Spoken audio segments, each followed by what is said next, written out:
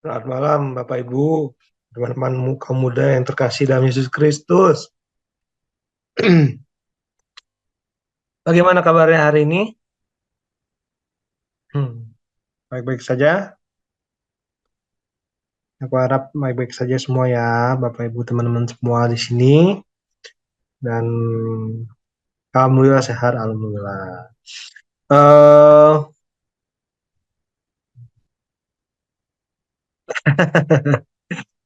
dan ya selamat merayakan hari kemerdekaan yang ke-79 ya, Bapak Ibu, teman-teman semua. Dan mungkin ada mungkin Bapak Ibu teman-teman yang bakal ikut ketemu sama Paus minggu depan di Jakarta. Nggak tahu tuh. Apakah ada? Tapi banyak sekali ini ya istilahnya mah eh,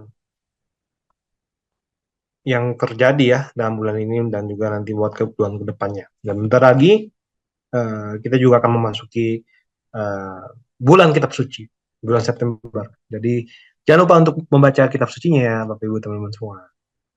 Ya setiap hari juga jangan lupa. Tapi khususnya pada bulan September. Oke, baik, mari kita buka Jazz Hop pada malam hari ini dengan doa. Dan Bapa Putra dan Roh Kudus, amin. Doa kepada Santo Rafael. Ya Tuhan, dalam kebaikan-Mu yang tak terlukiskan, Engkau telah menjadikan Santo Rafael yang mulia sebagai pelindung umat-Mu dalam perjalanan. Dengan rendah hati kami mohon kepadamu, agar kami dapat dituntunnya di jalan keselamatan dan memperoleh pertolongannya saat jiwa kami dalam bahaya. Demi Kristus Tuhan dan mengantara kami. Amin. Kemuliaan kepada Bapa dan Putra dan Roh Kudus, seperti pada permulaan, sekarang, selalu, dan sepanjang segala abad. Amin. Nama Bapa, Putra, dan Roh Kudus. Amin. Seperti biasa, eh, kita akan membaca katekismus, artikel dari katekismus Gereja Katolik terlebih dahulu. eh, Artikel 168 dan 169. Baik. Artikel 5, kami percaya Tuhan perhatikanlah iman gerejamu. Pertama-tama gerejalah yang percaya dan dengan demikian menopang, memupuk dan mendukung iman saya. Pada tempat pertama gerejalah yang mengakui Tuhan di mana-mana. Kepadamu gereja kudus beriman tersebar di seluruh dunia. Demikian kita menyanyi dalam madah Te Deum. Dan bersama dia dan dalam dia kita juga mengakui aku percaya. Kami percaya. Melalui gereja kita menerima dalam pembaptisan iman dan kehidupan baru dalam Kristus. Dalam ritus Romawi, pemberi pembaptisan bertanya kepada yang menerima pembaptisan, apa yang kau minta dari gereja Allah? Jawabannya, iman. Iman memberi apa kepadamu? Kehidupan kekal. Keselamatan datang hanya dari Allah, tetapi karena kita menerima kehidupan iman melalui gereja, maka ia adalah ibunda kita. Kita mengimani gereja sebagai ibu kelahiran kembali kita, dan bukan kita percayakan gereja seakan-akan dialah pangkal keselamatan kita. Sebagai ibunda kita, ia juga adalah pendidik kita dalam iman. Ya, demikian dari Katekismus Gereja Katolik. Ya, kita akan membaca dari ulangan 1, bab 1 sampai ulangan bab 4 ya, Bapak Ibu teman-teman semua. Jadi bagi yang mempunyai Alkitab ataupun Alkitab gitu ya, silakan dibuka aja. Dan ini karena jujur karena panjang, saya akan meminta bantuan kepada tiga teman-teman saya yang lain, Ricardo, Gatus dan Leo juga untuk ikut membantu membacakan juga. Oke, saya akan membaca dulu. Saya akan baca ulangan 1 terlebih dahulu, nanti baru dibantu oleh teman-teman. Pembacaan dari kitab ulangan. Musa meriwayatkan pengalaman di Gunung Horeb. Inilah perkataan-perkataan yang diucapkan Musa kepada seluruh orang Israel di seberang sungai Yordan, di padang gurun, di Araba Yordan, di tentangan Suf, antara Paran dengan Tofel, Laban, Hazer, dan di Zahab. 11 hari perjalanan jauhnya dari Horeb sampai ke Kades Barnea melalui jalan pegunungan Seir. Pada tanggal 1 bulan 11 tahun ke-40, berbicaralah Musa kepada orang Israel sesuai dengan segala yang diperintahkan Tuhan kepadanya demi mereka. Setelah ia memukul kala Sihon, raja orang Amori yang diam di Heshbon, dan Og, raja negeri Bazan, yang diam di Astarot dekat Edrei. Di seberang sungai Yordan di tanah Moab, mulailah Musa menguraikan hukum Taurat ini, katanya. Tuhan Allah kita telah berfirman kepada kita di Horeb, demikian, telah cukup lama kamu tinggal di gunung ini. Majulah, berangkatlah, pergilah ke pegunungan orang Amori, dan kepada semua tetangga mereka di Araba Yordan, di pegunungan di daerah bukit, di tanah Negeb, dan di tepi pantai laut, yakni negeri orang Kanaan, dan ke gunung Libanon sampai Efrat, sungai besar itu. Ketahuilah, aku telah menyerahkan negeri itu kepadamu. Masukilah, dudukilah negeri yang dijanjikan Tuhan dengan sumpah kepada nenek moyangmu, yakni Abraham, Ishak, dan Yakub, dan untuk memberikannya kepada mereka dan kepada keturunannya. Pada waktu itu aku berkata kepadamu demikian, seorang diri aku tidak dapat memikul tanggung jawab atas kamu. Tuhan Allahmu telah membuat kamu banyak yang sesungguhnya. Sekarang kamu sudah seperti bintang-bintang di langit banyaknya. Tuhan Allah nenek moyangmu kiranya menambahi kamu 1000 kali lagi dari jumlahmu sekarang, dan memberkati kamu seperti yang dijanjikannya kepadamu. Tapi bagaimana seorang diri aku dapat memikul tanggung jawab atas kesusahanmu, atas bebanmu dan perkaramu? Kemukakanlah dari suku-sukumu orang-orang yang bijaksana, berakal budi dan berpengalaman, maka aku akan mengangkat mereka menjadi kepala atas kamu. Lalu kamu menjawab aku, memang baik apa yang kau anjurkan untuk dilakukan itu. Kemudian aku mengambil kepala-kepala sukumu, yakni orang-orang yang bijaksana dan berpengalaman, lalu aku mengangkat mereka menjadi pemimpin atas kamu, yakni sebagai kepala pasukan 1000, kepala pasukan 100, kepala pasukan 50, dan kepala pasukan 10, dan sebagai pengatur pasukan bagi suku-sukumu. Dan pada waktu itu aku memerintahkan pada para hakimmu demikian. Berilah perhatian pada perkara-perkara di antara saudara-saudaramu, dan berilah keputusan yang adil di dalam perkara-perkara antara seorang dengan saudaranya, atau dengan orang asing yang ada padanya. Dalam mengadili, jangan pandang bulu. Baik perkara kecil maupun perkara orang besar harus kamu dengarkan. Jangan gentar terhadap siapapun, sebab pengadilan adalah kepunyaan Allah. Tetapi perkara yang terlalu sukar bagimu, harus kamu hadapkan kepadaku, supaya aku mendengarnya. Demikianlah aku pada waktu itu memerintahkan padamu segala hal yang harus kamu lakukan. Kemudian kita berangkat dari Horeb dan berjalan melalui segenap padang gurun yang besar dan dahsyat yang telah kamu lihat itu, ke arah pegunungan orang Amori, seperti yang diperintahkan kepada kita oleh Tuhan Allah kita. Lalu kita sampai ke Kades Barnea. Ketika itu aku berkata kepadamu, kamu sudah sampai ke pegunungan orang Amori yang diberikan kepada kita oleh Tuhan Allah kita. Ketahuilah Tuhan Allahmu telah menyerahkan negeri itu kepadamu. Majulah, dudukilah, seperti yang difirmankan kepadamu oleh Tuhan Allah nenek moyangmu. Janganlah takut dan janganlah patah hati. Lalu kamu sekalian mendekati aku dan berkata, marilah kita menyuruh beberapa orang mendahului kita untuk menyelidiki negeri itu bagi kita, dan membawa kabar kepada kita tentang jalan yang akan kita lalui, dan tentang kota-kota yang akan kita datangi. Hal itu kupandang baik. Jadi aku memilih daripadamu 12 orang, dari tiap-tiap suku seorang. Mereka pergi dan berjalan ke arah pegunungan, lalu sampai ke lembah Eskol, kemudian menyelidiki negeri itu. Maka mereka mengambil buah-buahan negeri itu dan membawanya kepada kita. Mula mereka membawa kabar kepada kita demikian. Negeri yang diberikan Tuhan Allah kita kepada kita itu baik. Tapi kamu tidak mau berjalan ke sana, kamu menentang titah Tuhan Allahmu. Kamu menggerutu di dalam kemahmu serta berkata, karena Tuhan membenci kita, maka ia membawa kita keluar dari tanah Mesir untuk menyerahkan kita ke dalam tangan orang Amori supaya dimusnahkan. Kemanakah pula kita maju? Saudara-saudara kita telah membuat hati kita tawar dengan mengatakan, orang-orang itu lebih besar dan lebih tinggi daripada kita, kota-kota di sana besar dan kubu-kubunya sampai ke langit. Lagi pula kami melihat orang-orang enak di sana. Ketika itu aku berkata kepadamu, janganlah gemetar, janganlah takut kepada mereka.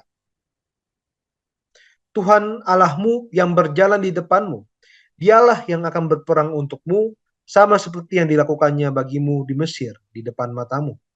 Dan di padang gurun, di mana engkau melihat bahwa Tuhan Allahmu mendukung engkau, seperti seorang mendukung anaknya, sepanjang jalan yang kamu tempuh sampai kamu tiba di tempat ini.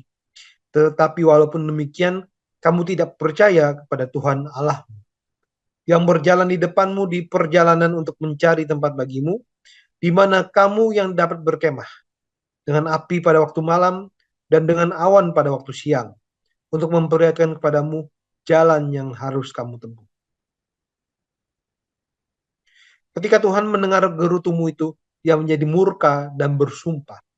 Tidak seorang pun dari orang-orang ini, angkatan jahat ini, akan melihat negeri yang baik, yang dengan sumpah kujanjikan untuk memberikannya kepada nenek moyangmu, kecuali Kaleb bin Yefune.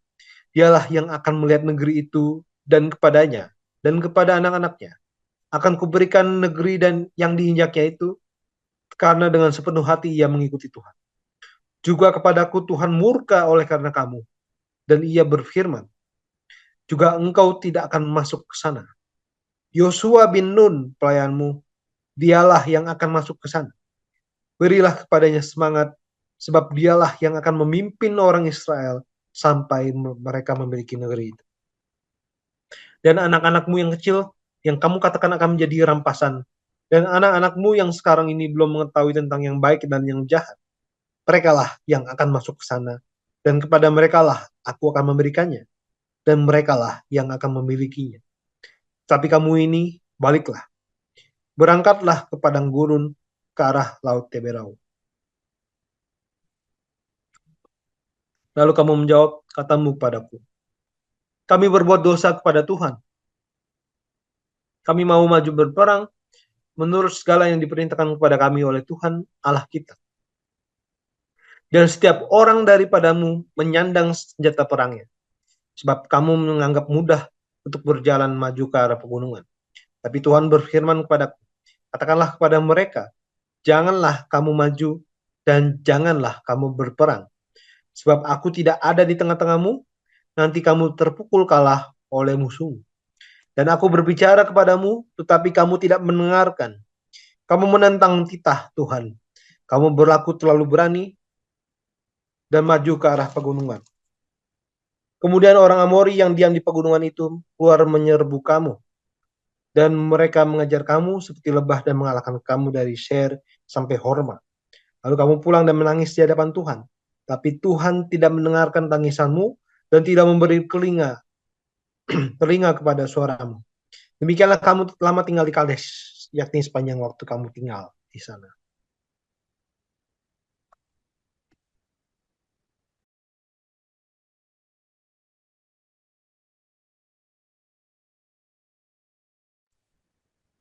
Silakan. Riwayat perjalanan di padang gurun. Kemudian kita balik dan berangkat ke padang gurun, ke arah Laut Teberau, seperti yang difirmankan Tuhan kepadamu. Lama kita berjalan keliling pegunungan Seir. Lalu berfirmanlah Tuhan kepadaku demikian. Telah cukup lamanya kamu berjalan keliling pegunungan ini. Beloklah sekarang ke utara. Perintahkanlah kepada bangsa itu demikian. Sebentar lagi kamu akan berjalan melalui daerah saudara-saudaramu, Bani Esau yang diam di Seir. Mereka akan takut kepadamu. Tetapi hati-hatilah sekali, janganlah menyerang mereka, sebab aku tidak akan memberikan kepadamu setapak kaki dari negeri mereka, karena kepada Esau telah kuberikan pegunungan Seir menjadi miliknya.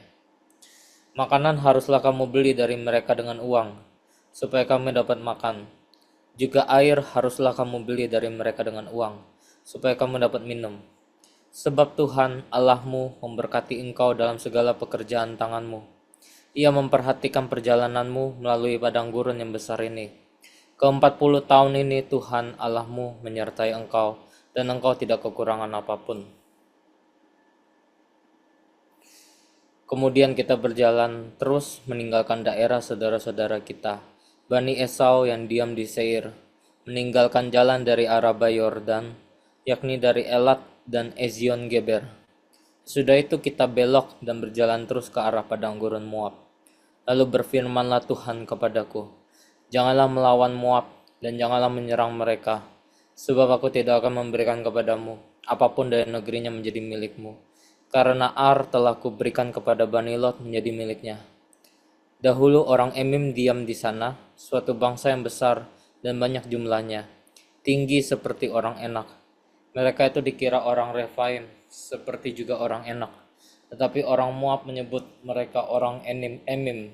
Dan dahulu di Seir diam orang Hori, tetapi Bani Esau telah menduduki daerah mereka, memusnahkan mereka dari hadapannya, lalu menetap di sana menggantikan mereka.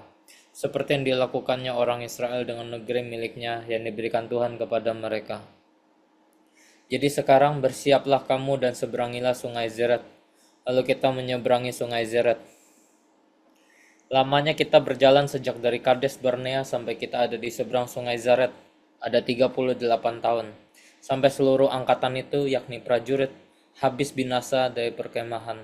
Seperti yang dijanjikan Tuhan dengan sumpah kepada mereka. Dan tangan Tuhan juga melawan mereka untuk menghaburkan mereka dari perkemahan, sampai mereka habis binasa. Maka ketika dari bangsa itu telah habis binasa semua prajurit, berfirmanlah Tuhan kepadaku, pada hari ini engkau akan berjalan melintasi perbatasan Moab, yakni Ar. Maka engkau sampai ke dekat Bani Amon. Janganlah melawan mereka dan janganlah menyerang mereka. Sebab aku tidak akan memberikan kepadamu apapun dari negeri Bani Amon itu menjadi milikmu. Karena aku telah memberikannya kepada Bani Lot menjadi miliknya. Negeri ini pun dikira negeri orang Refaim. Dahulu orang Refaim diam di sana, tetapi orang Amon menyebut mereka orang Zamzumim. Suatu bangsa yang besar dan banyak jumlahnya, tinggi seperti orang Enak. Tetapi Tuhan telah memusnahkan mereka dari hadapan Bani Amon, sehingga orang-orang ini menduduki daerah mereka dan menetap di sana menggantikan mereka. Seperti yang dilakukan Tuhan bagi Bani Esau yang diam di Seir, ketika ia memunahkan orang Hori dari hadapan mereka, sehingga mereka menduduki daerah orang Hori itu dan menetap di sana menggantikan orang-orang itu sampai sekarang. Juga orang Awi yang diam di kampung-kampung sampai Gaza dipunahkan oleh orang Kaftor yang berasal dari Kaftor, lalu orang Kaftor itu menetap di sana menggantikan mereka. Bersiaplah kamu, berangkatlah dan seberangilah sungai Arnon. Ketahuilah aku menyerahkan Sihon, Raja Hesibon, orang Amori itu beserta negerinya ke dalam tanganmu. Mulailah menduduki negerinya dan seranglah Sihon.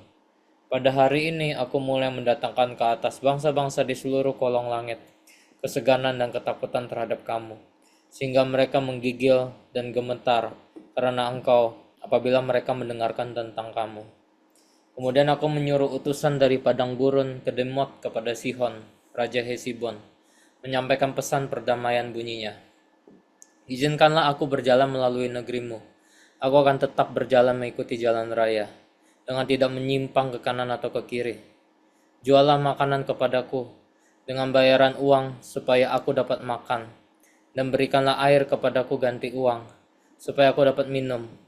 Hanya izinkanlah aku lewat dengan berjalan kaki, seperti yang diperbuat kepadaku oleh Bani Esau yang diam di Seir, dan oleh orang Moab yang diam di Ar, sampai aku menyeberangi sungai Yordan pergi ke negeri yang diberikan kepada kami oleh Tuhan Allah kami.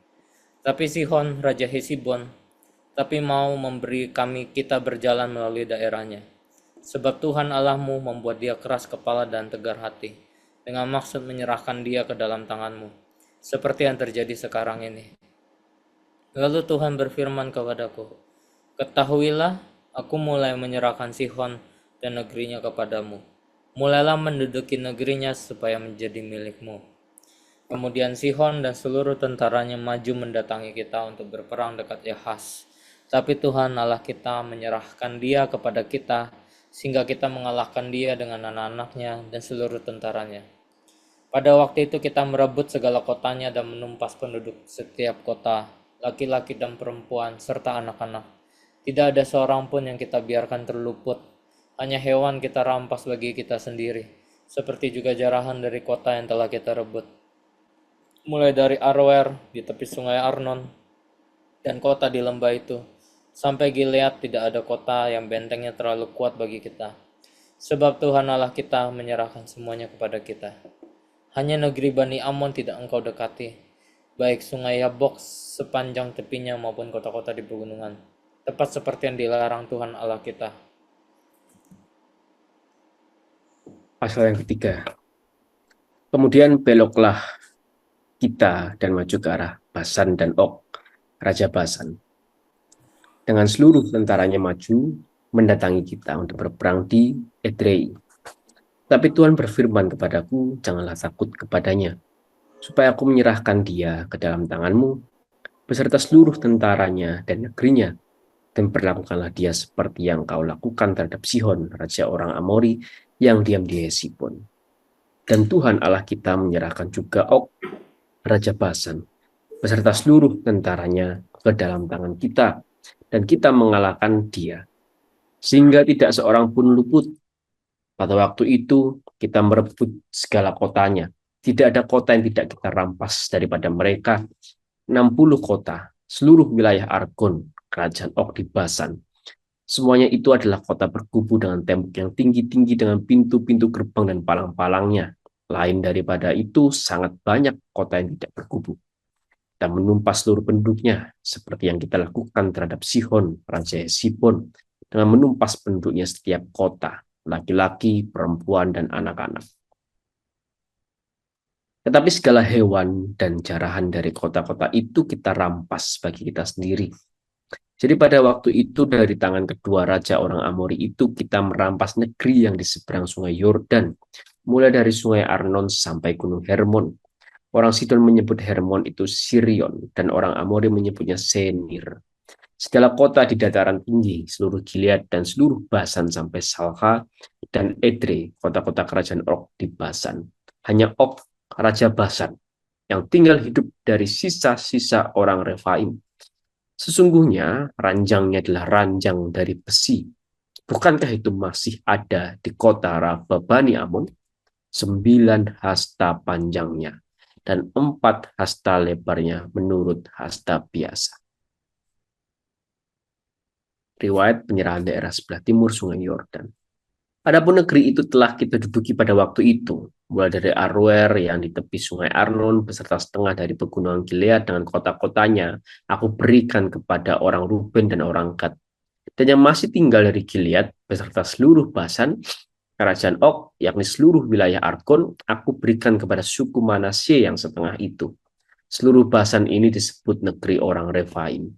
Yair, anak Manasye mengambil seluruh wilayah Argob sampai daerah orang Gesur dan orang Maakah, dan menamai daerah itu yakni Basan menurut namanya sendiri, Hawot Yair, sampai sekarang. Kepada Makir kuberikan Gilead.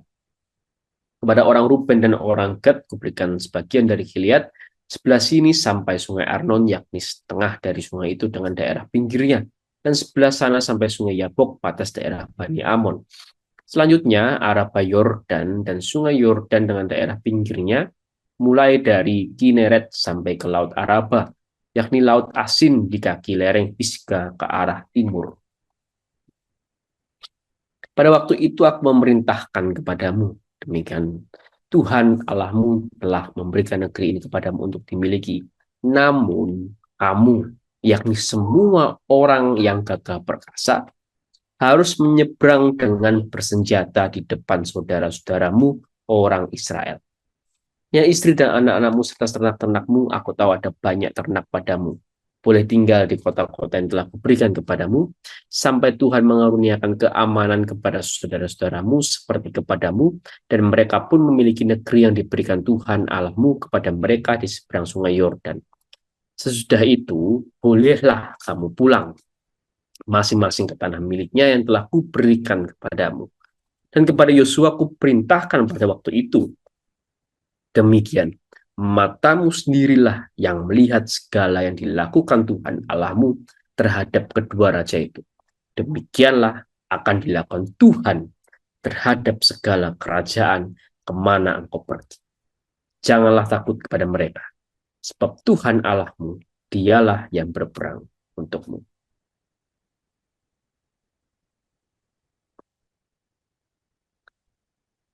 Musa tidak diperkenankan memasuki tanah Kanaan. Juga pada waktu itu aku mohon kasih karunia daripada Tuhan demikian. Ya Tuhan Allah, Engkau telah mulai memperlihatkan kepada hamba-Mu ini kebesaran-Mu dan tangan-Mu yang kuat. Sebab Allah manakah di langit dan di bumi, yang dapat melakukan perbuatan perkasa seperti engkau. Biarlah aku menyeberang dan melihat negeri yang baik yang di seberang sungai Yordan, tanah pegunungan yang baik itu dan gunung Libanon. Tapi Tuhan murka kepada aku oleh karena kamu tidaklah mendengarkan permohonanku. Tuhan berfirman kepadaku, cukup, jangan lagi bicarakan perkara itu dengan aku. Naiklah ke puncak gunung Pisgah dan layangkanlah pandanganmu ke barat, ke utara, ke selatan, dan ke timur. Dan lihatlah baik-baik sebab sungai Yordan ini tidak akan kau seberangi. Dan berilah perintah kepada Yosua, kuatkanlah dan teguhkanlah hatinya, sebab dialah yang akan menyeberang depan bangsa ini, dan dialah yang akan memimpin mereka sampai mereka memiliki negeri yang akan kau lihat itu. Demikianlah kita tinggal di lembah di tentengan Bet Peor.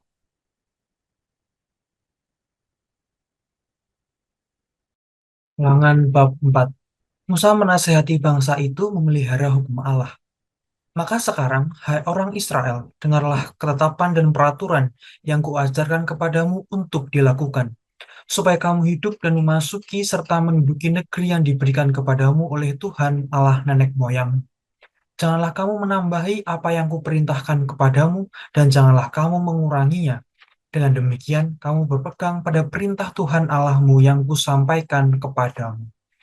Matamu sendiri telah melihat apa yang diperbuat Tuhan mengenai Baal Peor, sebab Tuhan Allahmu telah memunahkan dari tengah-tengahmu semua orang yang mengikuti Baal Peor, sedangkan kamu sekalian yang berpaut pada Tuhan Allahmu masih hidup pada hari ini.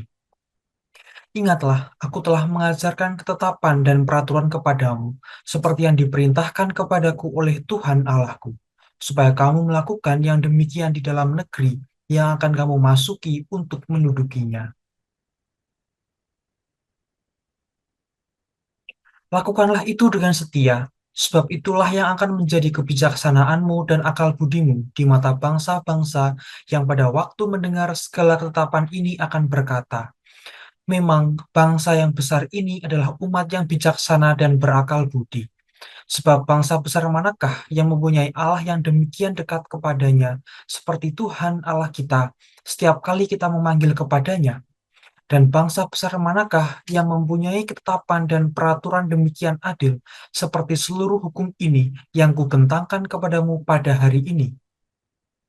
Tapi waspadalah dan berhati-hatilah supaya jangan engkau melupakan hal-hal yang dilihat oleh matamu sendiri itu, dan supaya jangan semuanya itu hilang dari ingatanmu seumur hidupmu.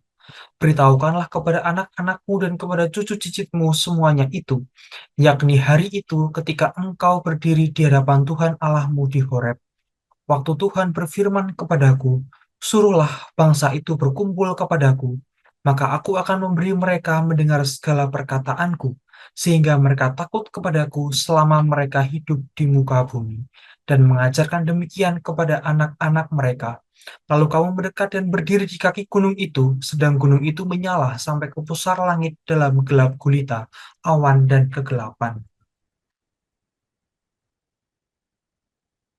Lalu berfirmanlah Tuhan kepadamu dari tengah-tengah api, suara kata-kata kamu dengar, tetapi suatu rupa tidak kamu lihat, hanya ada suara. Dan ia memberitahukan kepadamu perjanjian yang diperintahkannya kepadamu untuk dilakukan, yakni ke-10 firman, dan ia menuliskannya pada 2 loh batu. Dan pada waktu itu, aku diperintahkan Tuhan untuk mengajarkan kepadamu ketetapan dan peraturan, supaya kamu melakukannya di negeri kemana kamu pergi untuk mendudukinya. Hati-hatilah sekali, sebab kamu tidak melihat sesuatu rupa pada hari Tuhan berfirman kepadamu di Horeb dari tengah-tengah api, supaya jangan kamu berlaku busuk dengan membuat bagimu patung yang menyerupai berhala apapun, yang berbentuk laki-laki atau perempuan, yang berbentuk bintang yang di bumi, atau berbentuk burung bersayap yang terbang di udara, atau berbentuk binatang yang merayap di muka bumi, atau berbentuk ikan yang ada di dalam air di bawah bumi. Dan juga supaya jangan engkau mengarahkan matamu ke langit, sehingga apabila engkau melihat matahari, bulan, dan bintang, segenap tentara langit, engkau disesatkan untuk sujud menyembah dan beribadah kepada sekaliannya itu, yang justru diberikan Tuhan Allahmu kepada segala bangsa di seluruh kolong langit sebagai bagian mereka. Sedangkan Tuhan telah mengambil kamu dan membawa kamu keluar dari dapur peleburan besi dari Mesir untuk menjadi umat miliknya sendiri, seperti yang terjadi sekarang ini. Tapi Tuhan menjadi murka terhadap aku oleh karena kamu, dan ia bersumpah bahwa aku tidak akan menyeberangi sungai Yordan dan tidak akan masuk ke dalam negeri yang baik yang diberikan Tuhan Allahmu kepadamu menjadi milik pusakamu. Sebab aku akan mati di negeri ini dan tidak akan menyeberangi sungai Yordan, tapi kamu akan menyeberanginya dan menduduki negeri yang baik itu. Hati-hatilah supaya jangan kamu melupakan perjanjian Tuhan Allahmu yang telah diikatkannya dengan kamu dan membuat bagimu patung yang menyerupai apapun yang oleh Tuhan Allahmu dilarang kau perbuat. Sebab Tuhan Allahmu adalah api yang menghanguskan, Allah yang cemburu. Apabila kamu beranak cucu dan kamu telah tua di negeri itu, lalu kamu berlaku busuk dengan membuat patung yang menyerupai apapun juga, dan melakukan apa yang jahat di mata Tuhan Allahmu, sehingga kamu menimbulkan sakit hatinya, maka aku memanggil langit dan bumi menjadi saksi terhadap kamu pada hari ini, bahwa pastilah kamu habis binasa dengan segera dari negeri kemana kamu menyeberangi sungai Yordan untuk mendudukinya.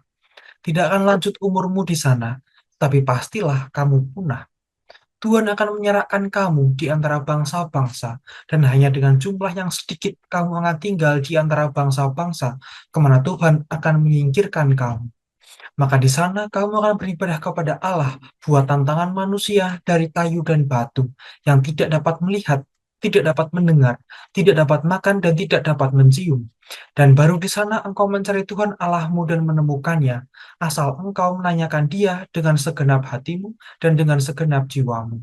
Apabila engkau dalam keadaan terdesak dan segala hal ini menimpa engkau di kemudian hari, maka engkau akan kembali pada Tuhan Allahmu dan mendengarkan suaranya.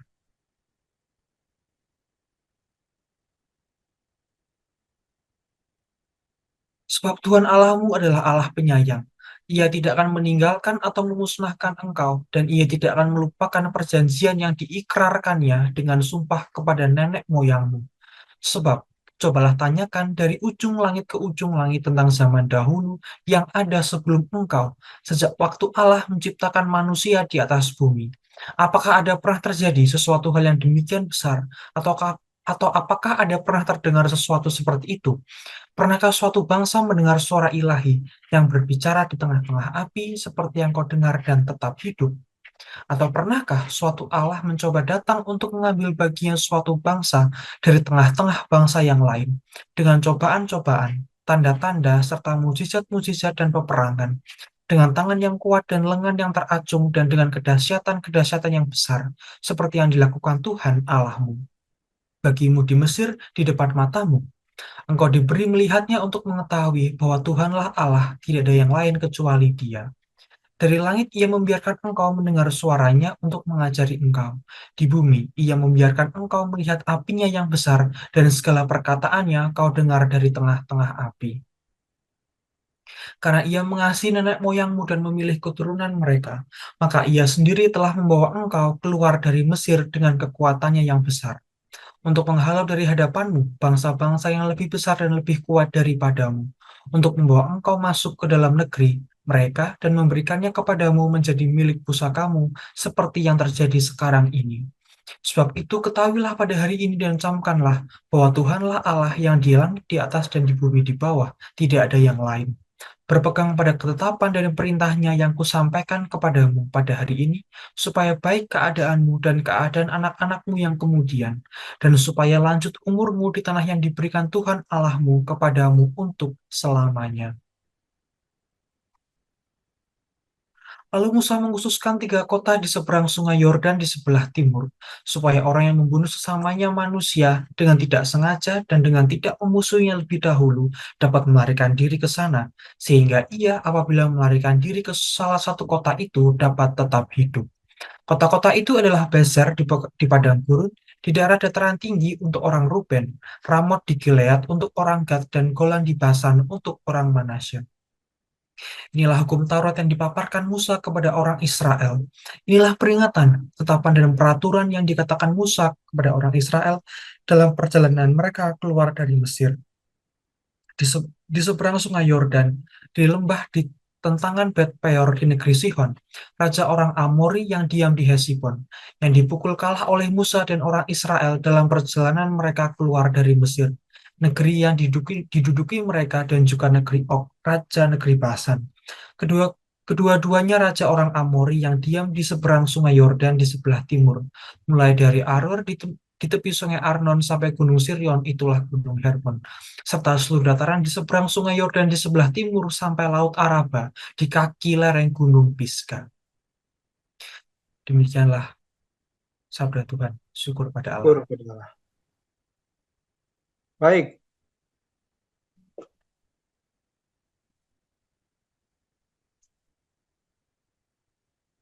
Bapak Ibu, teman-teman, kaum muda yang terkasih dalam Yesus Kristus, gimana nih? Apakah ada yang mau sharing atau mau bersaksi atau bertanya-tanya nih, misalkan?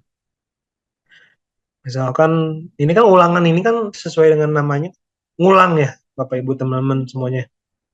Jadi memang jangan dipikir ulangan ini adalah tes ya, tapi memang ulangan ngulang gitu masih istilahnya mah. Kayak mungkin kalau bahasa gampangnya mah review. Tapi ya nggak review banget juga sih istilahnya. Eh ya seperti yang udah eh, 2 3 minggu lalu ya, yang soal ini.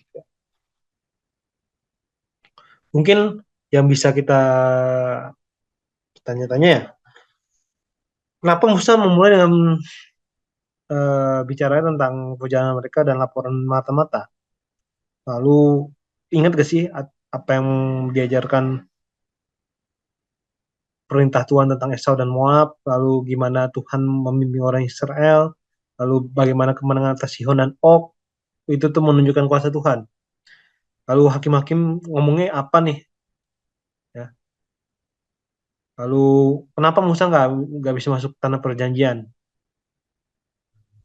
Lalu mengapa menaati hukum Tuhan itu penting dan bagaimana peringatan Musa terhadap berhala berlaku saat ini?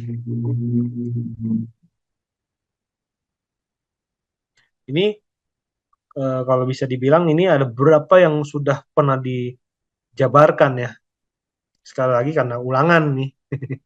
Nah, ada beberapa juga yang materi yang pernah ini juga. Jadi di sini ya nantilah pas nanti apa namanya penyampaian materi kita akan lihat mungkin ada beberapa ini kan saya pernah baca gitu ya. Nah, kita pernah bahas. Memang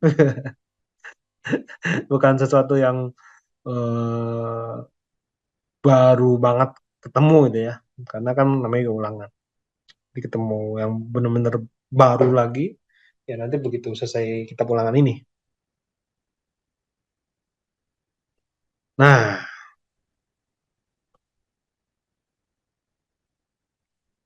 harga.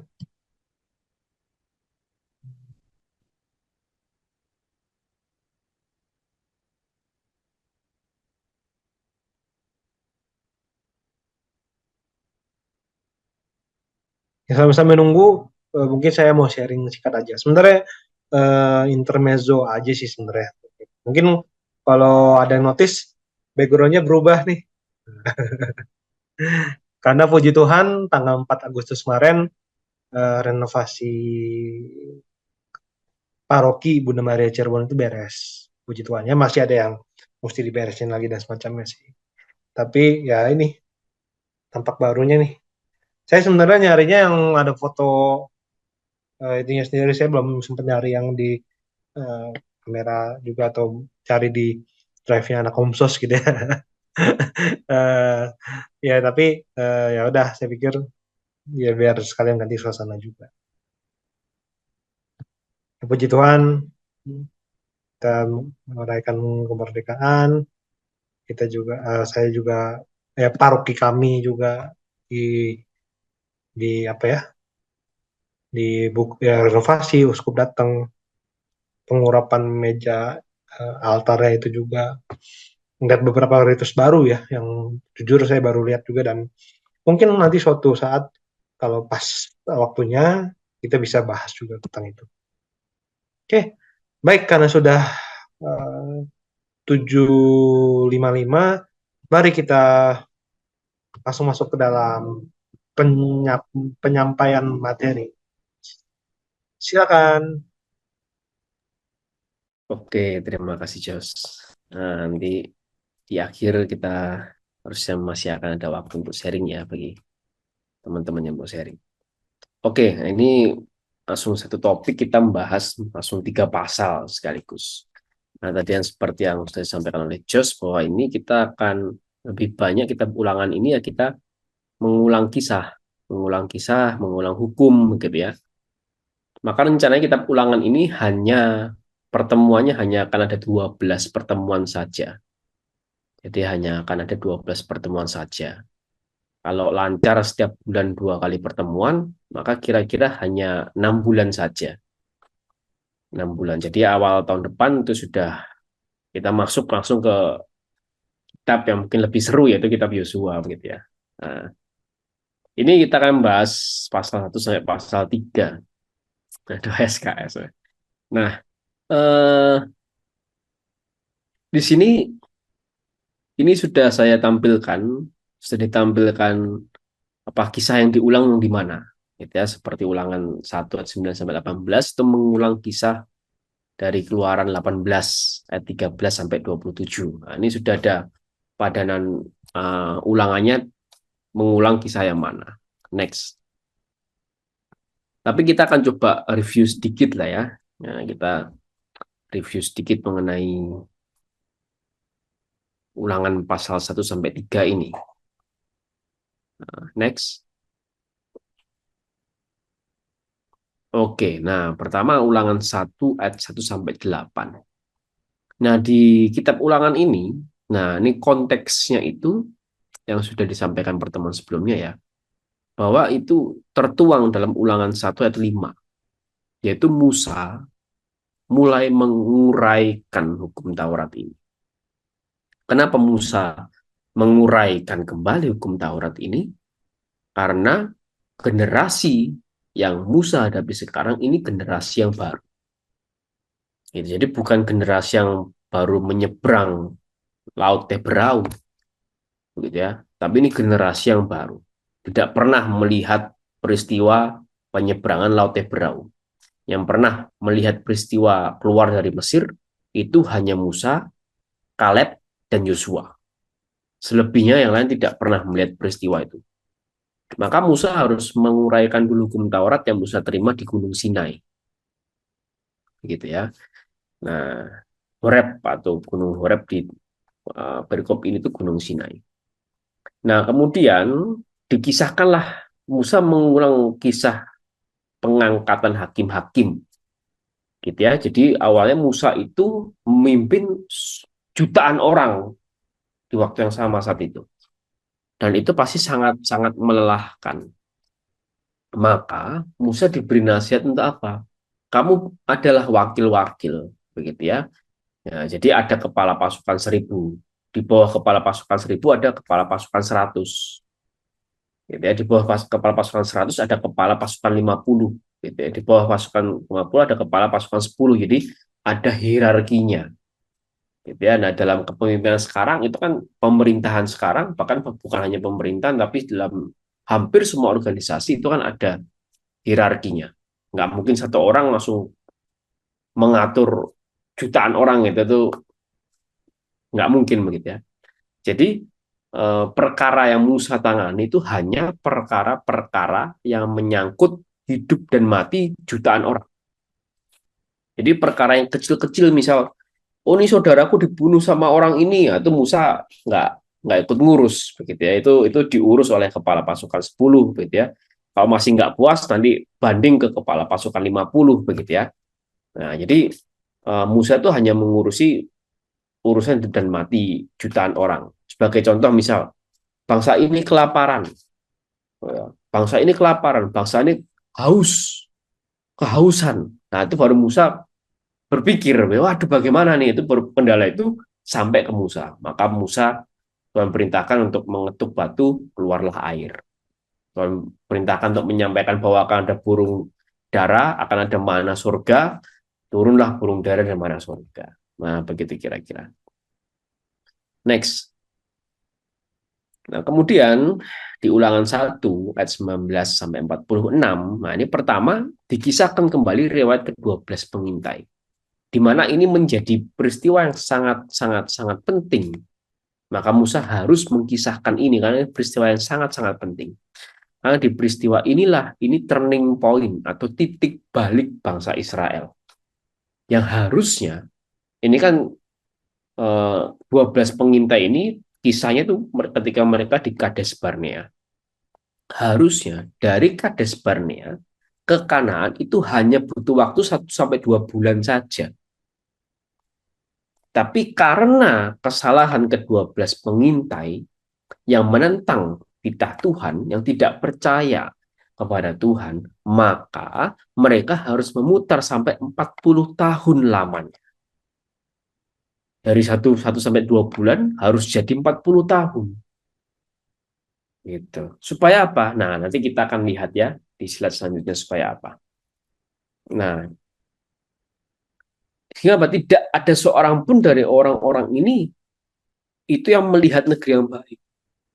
Nah, dapatlah hukuman. Kecuali Kaleb bin Yefune dan nanti Yosua bin Nun. Gitu ya.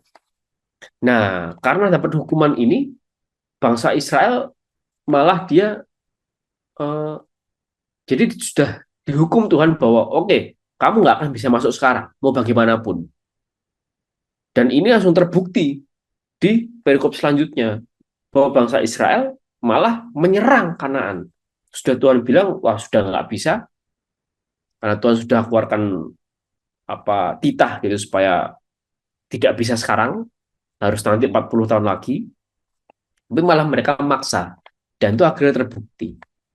Kalah lah mereka di bagian selatan. Gitu ya, akhirnya mereka gagal menyerang Kanaan.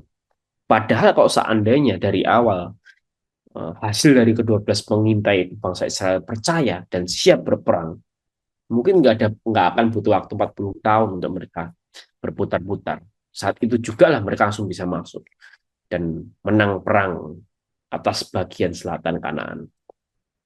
Next. Nah, kemudian ini mereka mulailah berkeliling. Gitu ya, berkeliling.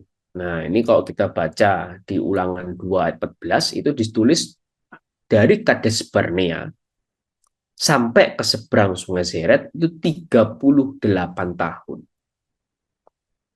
Itu sebelum melawan Raja Sihon, sebelum melawan Sihon Raja Hesibon, sebelum melawan Og Raja Basan, 38 tahun.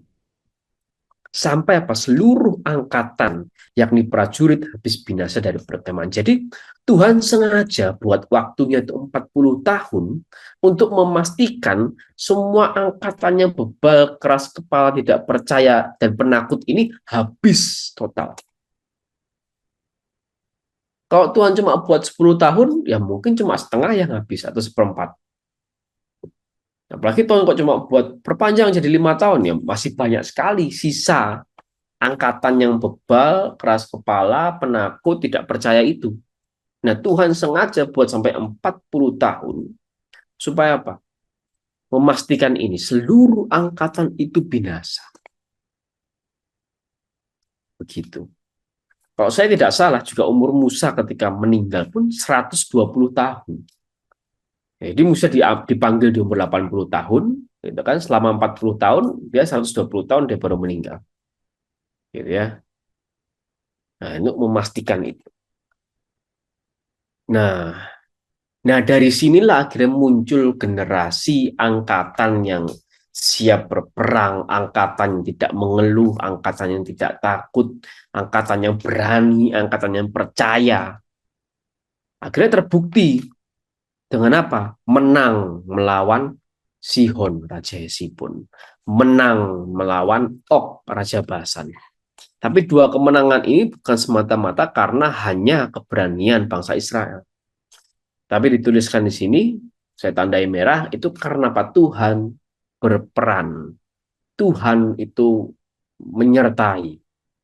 Gitu ya. Ada penyelenggaraan ilahi di dua kejadian ini sehingga bangsa Israel juga bisa menang menghadapi Raja Hesibon dan Raja Basan. Next. Nah, dari sini mulailah wilayah bagian timur itu dibagi-bagi.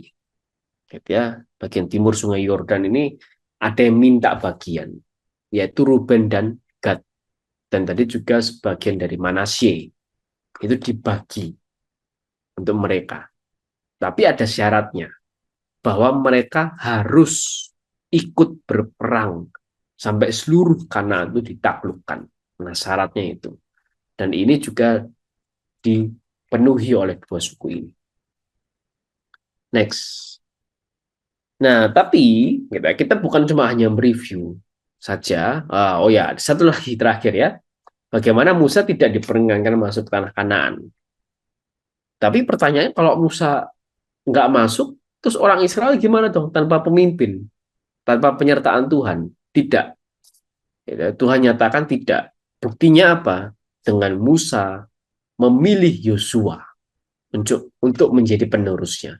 Bukti bahwa Tuhan masih menyertai bangsa Israel. Itu di sini. Itu. Jadi Musa memilih suksesinya, memilih penerusnya. Dan penerus itu dipilih oleh Musa dengan hikmat Roh Kudus. Bukan karena Yosua memberontak terhadap Musa, tidak Tapi Musa dengan hikmat Roh Kudus dia memilih Yosua. Begitu. Dan ini mungkin juga lah yang bukan mungkin ya, ini juga lah yang kita lihat dalam gereja kita. Bagaimana Tuhan Yesus memilih sengaja 12 murid, 12 rasul sampai dan ditambah 70 murid lainnya. Dan para rasul ini juga memilih penggantinya dengan hikmat Roh Kudus, mereka memilih penggantinya. Secara sukarela memilih penggantinya. Itu terus sampai sekarang.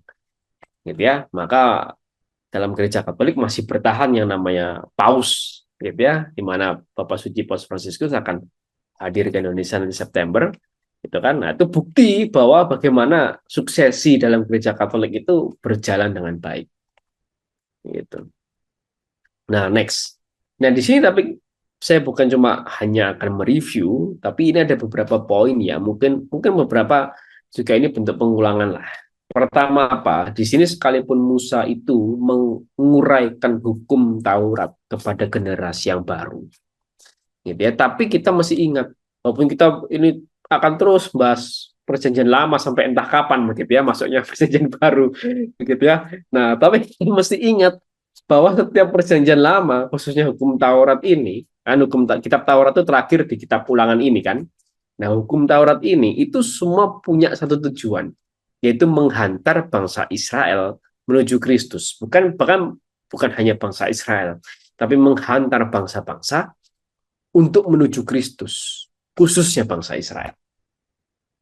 Begitu ya. Kenapa? Karena hukum Taurat itu hanya memperlihatkan dosa. Jangan ini, jangan begitu, jangan ini, jangan begitu, begitu kan? Kalau membunuh dosa, mencuri dosa, berbohong dosa, berzinah dosa, begitu ya. Kan begitu. Ini konteksnya hukum Taurat. Memakan babi najis, begitu. Kena darah najis, nah, begitu ya. Konteksnya kan ke sana. Gitu ya. Tapi orang itu agar mampu menjalankan hukum moral secara konsisten, itu perlu apa? Perlu penebusan dan kasih karunia dari Kristus. Jadi hukum Taurat itu hanya menghantar saja, hanya pengawal penjara begitu dalam tanda kutip gitu ya. Untuk bangsa Israel itu bisa melihat Kristus. Karena kebebasan yang sesungguhnya kebebasan untuk melakukan yang kebaikan dan kebenarannya sesungguhnya hanya bisa diperoleh melalui Kristus. Nah, next.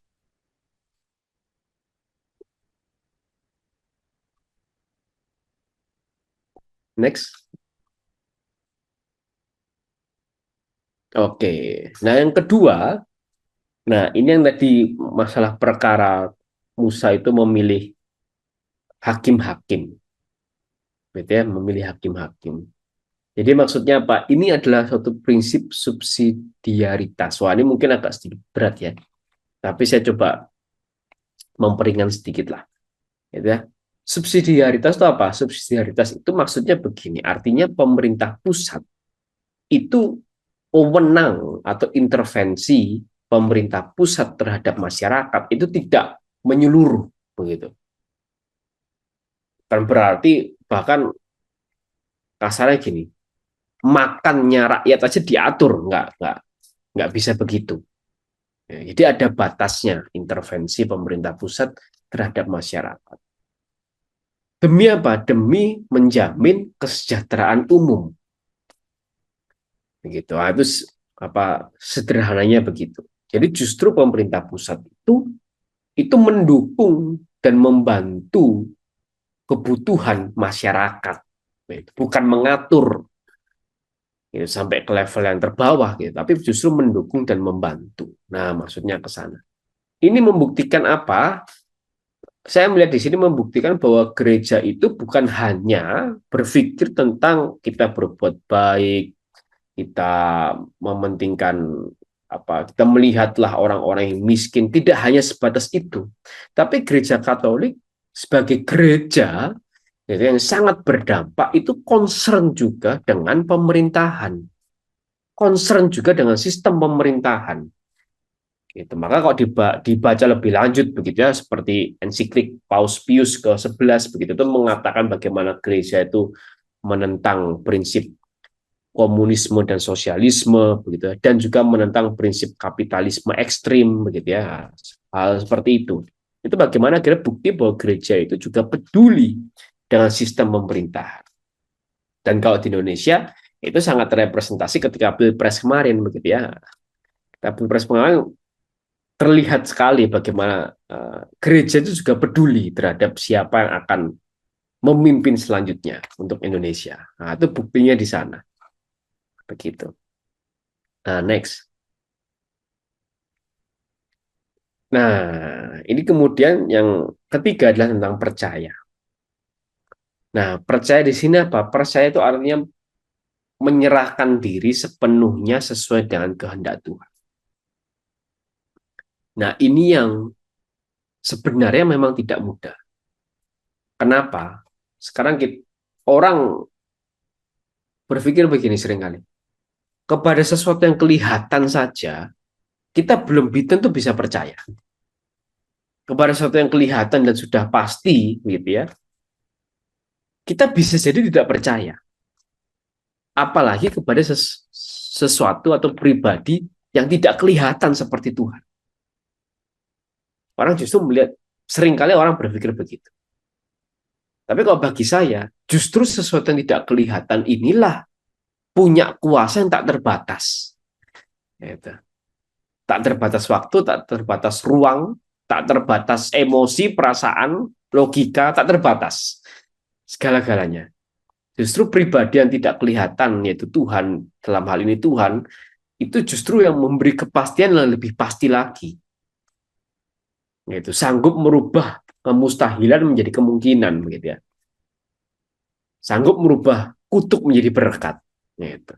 Kalau sesuatu yang kelihatan, kadang nggak sanggup. Gitu ya. Manusia terbatas, gitu ya. Siapapun itu terbatas, tapi Tuhan tidak terbatas. Nah, dalam hal ini ketika bangsa Israel, khususnya bukan bangsa Israel, 12 pengintai, bahkan 10 dari 12 pengintai tidak percaya, itu mengorbankan satu bangsa, mempengaruhi satu bangsa. Nah, ini yang sebenarnya mengerikan. Kenapa? Karena ketidakpercayaan itu bisa menular. Ketidakpercayaan itu bisa mempengaruhi orang lain. Begitu. Nah, ini yang sebenarnya mengerikan. Begitu ya. Saya juga pun kalau kalau saya sama istri begitu ya, tidak dalam semua hal juga kita percaya, begitu kan? Tidak dalam semua hal kita juga yakin, wah kita percaya penyertaan Tuhan pasti ada buat kita. Tidak, kita juga tidak, belum tentu, tidak bisa selalu begitu juga. Ada momen di mana saya nggak percaya, tapi istri saya percaya. Nggak apa-apa, tenang aja. Ada momen juga sebaliknya. Saya percaya, istri saya nggak percaya. Atau mungkin ada momen di mana kita sama-sama nggak percaya. Gitu. Wah, kayak nggak bisa nih. Sama-sama menyerah, sama-sama nggak percaya.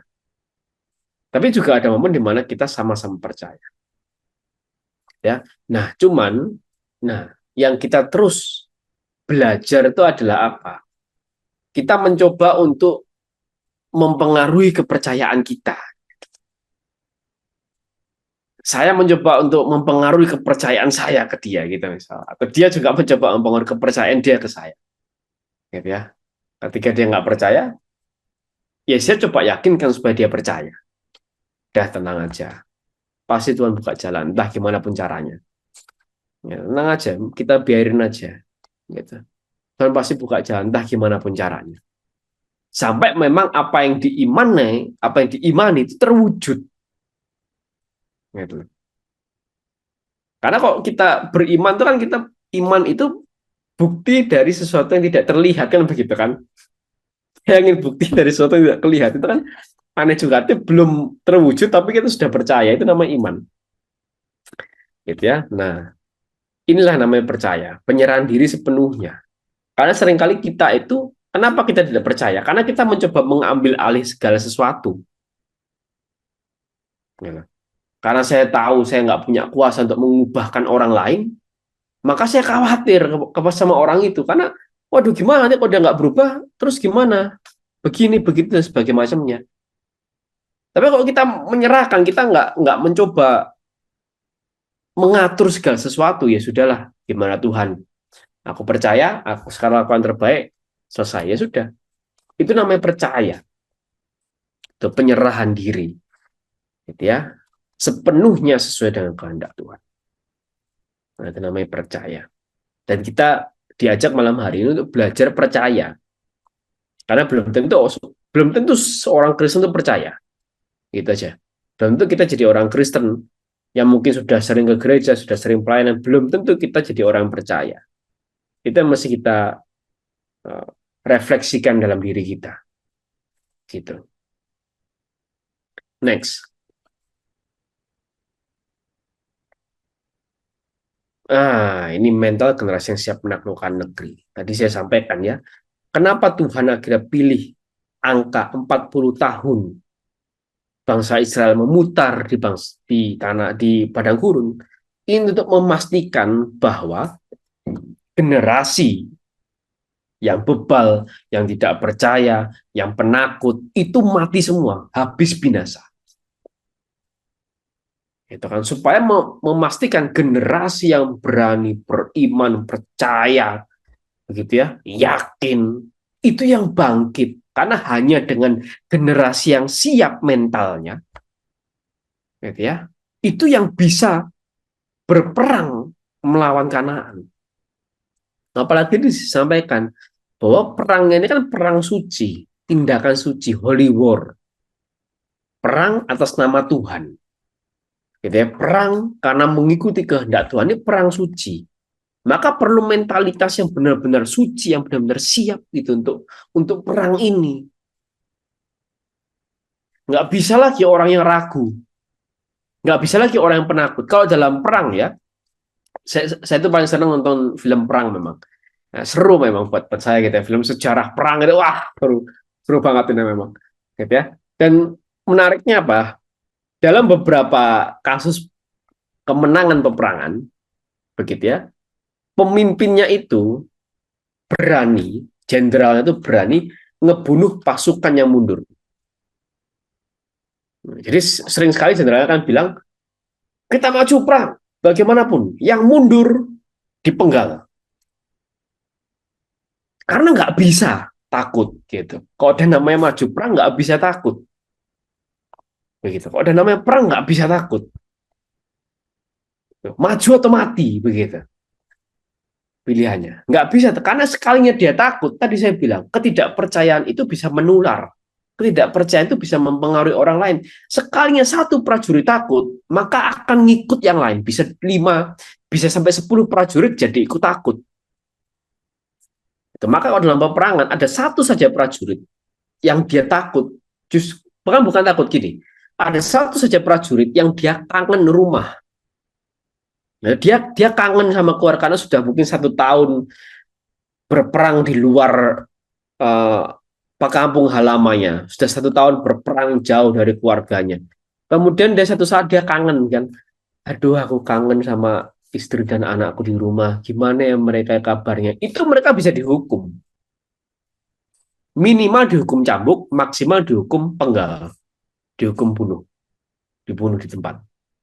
Kenapa? Karena itu bisa mempengaruhi mental, moralitas pasukan yang lain. Pasukan yang lain bisa ikut kangen sama keluarga, melo gitu kan, bisa ikut takut begitu ya. Itu nggak boleh dalam peperang.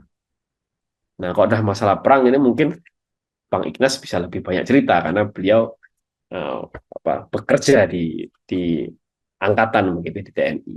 Nah, itu mentalnya harus begitu. Bahkan dalam angkatan bersenjata begitu ya, itu tidak dalam kondisi perang pun ke Indonesia sekarang. Indonesia kan tetap tidak dalam kondisi perang dengan bangsa apapun, ya, dengan negara manapun.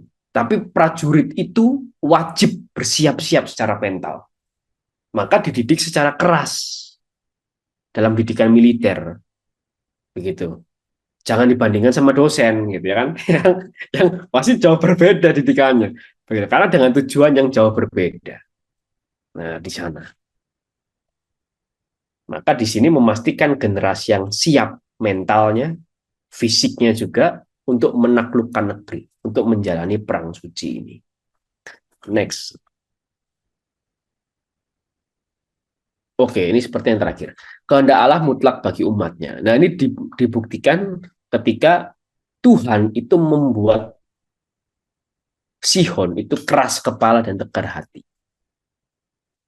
Supaya Tuhan menyerahkan daerahnya ke tangan bangsa Israel. Dan bukan hanya Sihon dan Og saja yang Tuhan buat hatinya keras. Tapi kita tahu Fir'aun juga dulu begitu. Tuhan buat hatinya Fir'aun jadi keras. Jadi ya, nah ini bahwa kehendak mutlak Allah bagi umatnya, semua manusia bekerja sama dalam tujuan tertinggi ini. Gitu. Nah ini aja, maka jauh lebih enak kita kembali lagi ke yang namanya percaya tadi. Menyerahkan diri seutuhnya kepada kehendak Tuhan. Daripada kita ngelawan, itu lebih susah, lebih berat. Jadi kita ngelawan kehendak Tuhan lebih berat. Selamat duniawi belum tentu, apalagi selamat surgawi lebih nggak tentu lagi begitu kalau kita udah melawan kehendak Tuhan. Itu kira-kira. Oke, next. Nah, jadi di sini sekalipun kita mengulang dari ulangan 1 sampai 3 ya, kita mengulang dari kitab Keluaran dan kitab Bilangan, tapi sini kita bisa belajar bahwa pertama hukum Taurat itu untuk menghantar bangsa Israel menuju Kristus. Yang kedua, prinsip subsidiaritas yang dibela gereja. Yang 3, percaya itu adalah penyerahan diri sepenuhnya kepada kehendak Tuhan. Yang keempat, mental generasi yang siap menaklukkan negeri, menjalani perang suci. Dan yang kelima adalah kehendak mutlak Allah bagi umatnya, sehingga seluruh umat manusia itu bekerja sama terhadap tujuan tertinggi dari kehendak Allah. Paling sekian dari saya, terima kasih. Selanjutnya dilanjutkan oleh Leo. Monggo silakan. Oke, terima kasih Mas Bertus. Selamat malam ya, Ibu Bapak dan teman-teman sekalian. Pada malam hari ini kita membahas mengenai kitab Ulangan, dan kitab Ulangan itu salah satu yang diceritakan dengan gaya tuh naratif, tapi dia memberi suatu nasihat gitu.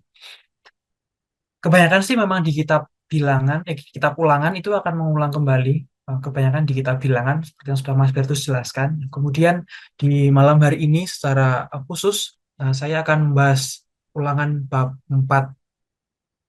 Nah, pembahasan yang pertama kita akan mengulang kembali pembahasan mengenai kota perlindungan ya. Jadi kalau kita ingat di pertemuan terakhir kita bilangan, yaitu 3 minggu yang lalu. Nah, next, kok.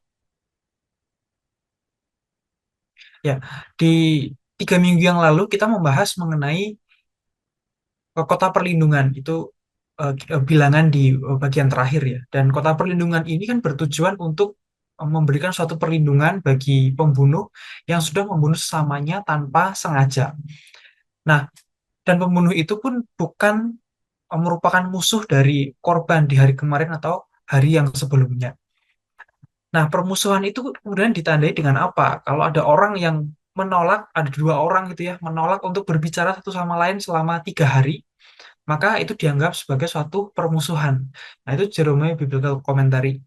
Nah, jadi ketika ada 2 orang yang tidak berbicara selama 3 hari, maka itu dianggap sebagai suatu permusuhan. Nah, pembunuh yang dilindungi itu adalah ketika dia membunuh secara tidak sengaja, ada korban dan korban itu bukan musuh dari si pembunuh itu. Nah, ketika terjadi pembunuhan secara tidak sengaja, maka pembunuh itu mesti lari gitu ya, mesti lari ke kota perlindungan itu. Sebab kota itu kan menjadi kota suaka bagi pembunuh. Dan tujuannya kan jelas ya bahwa kota perlindungan ini diadakan untuk mengurangi hukum balas dendam ketika tidak adanya suatu pengadilan. Menghindari kerabat dari si korban itu menuntut balas darah dari pembunuh. Nah, di pertemuan yang terakhir di kitab Bilangan 3 minggu yang lalu, saya sebutkan ada 6 kota perlindungan. Waktu itu masing-masing ada 3 kota yang dibagi 2. 3 kota di bagian Kanaan, ada di bagian utara, tengah, dan selatan. Kemudian yang satunya itu ada di sisi timur Yordan. Di Ulangan 4 ayat 43 itu diberikan 3 nama kota, yaitu kota Golan, itu terletak di utara daerah Manasya, artinya adalah tawanan. Dan ini menunjukkan ya bahwa Kristus pun juga ditawan. Kemudian kota berikutnya adalah kota Ramot. Kota Ramot itu terletak di Gilead untuk orang Gad. Ini salah satu kota yang paling kuat. Kemudian kota Bezer di padang gurun dataran tinggi untuk suku Ruben. Nah, akhirnya nanti kota Ramot dan juga kota Bezer itu dikisahkannya akan dihibahkan ya, diberikan kepada Bani Merari dari suku Lewi. Kemudian selanjutnya eh, ini berisi pengantar Musa.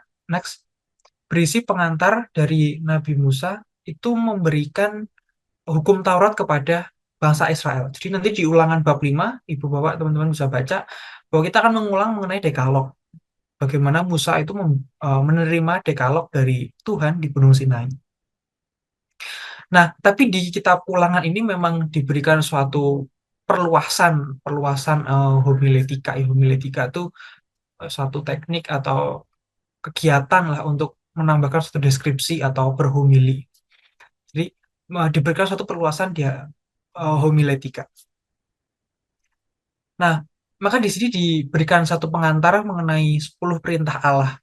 Dan kita lompat ya, kita lompat ke Ulangan 4 ayat 9 sampai 14 itu mengenai pengantar Dekalog dalam 2 loh batu. Khususnya di Ulangan 4 ayat 9, bahwa tetapi waspadalah dan berhati-hatilah, supaya jangan engkau melupakan hal-hal yang dilihat oleh matamu sendiri itu, dan supaya jangan semuanya itu hilang dari ingatanmu seumur hidupmu. Dan beritahukanlah kepada anak-anakmu dan kepada cucu-cucumu semuanya itu. Nah, Musa ini kan mengingatkan umat tentang bagaimana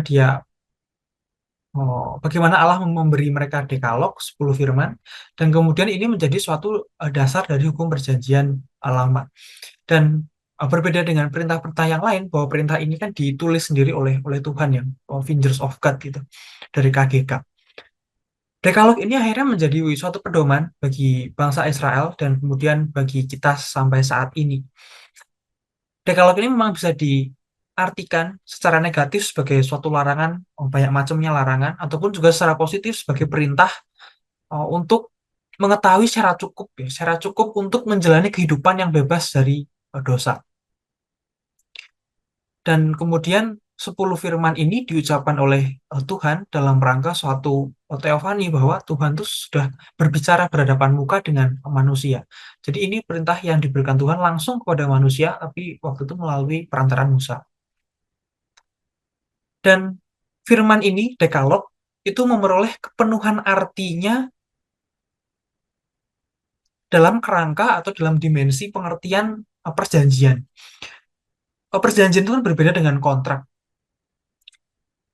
Kalau kemarin saya ikut kursus gitu ya di Fokus di Faith Formation Course yang diadakan oleh Katolisitas, itu sering ditekankan berkali-kali mengenai perbedaan perjanjian dengan kontrak.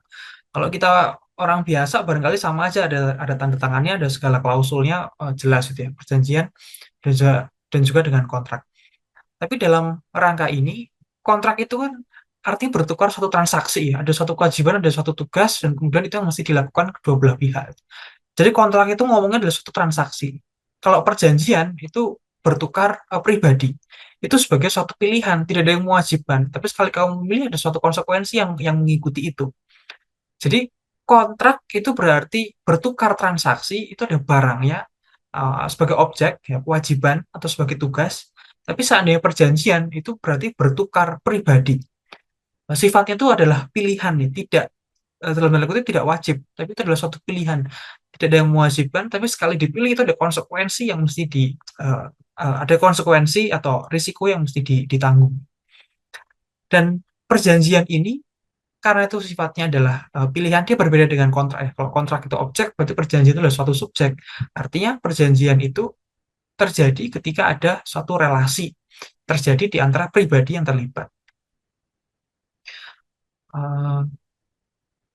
Dan Jeremiah Biblical Commentary menambahkan juga bahwa tindakan moral manusia itu mendapat arti yang sebenarnya dalam perjanjian dan oleh perjanjian. Lanjut.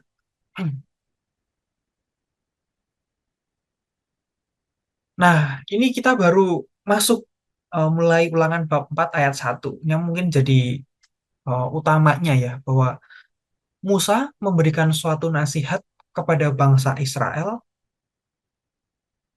Ada 3 nasihat gitu ya. Untuk yang pertama adalah untuk memelihara hukum Allah. Tujuan itu jelas. Tujuan itu terletak di Ulangan 4 ayat 1. Yaitu dikatakan, "Hai orang Israel, dengarlah ketetapan dan peraturan yang kuajarkan padamu untuk dilakukan, supaya kamu hidup dan memasuki serta menduduki negeri yang kuberikan kepadamu oleh Tuhan Allah nenek moyangmu." Dan hal ini diceritakan oleh Musa, itu kan mengingatkan bangsa Israel akan pengalaman pelanggaran ya di Horeb yang menyebabkan dia tidak dapat masuk ke tanah terjanji. Dan nasihat pertama yang diberikan adalah Ulangan 4 ayat 2 ini, yaitu janganlah kamu menambahi atau mengurangi yang kuperintahkan kepadamu. Dengan demikian kamu berpegang pada perintah Tuhan. Jadi manusia itu diminta untuk memelihara nasihat Tuhan.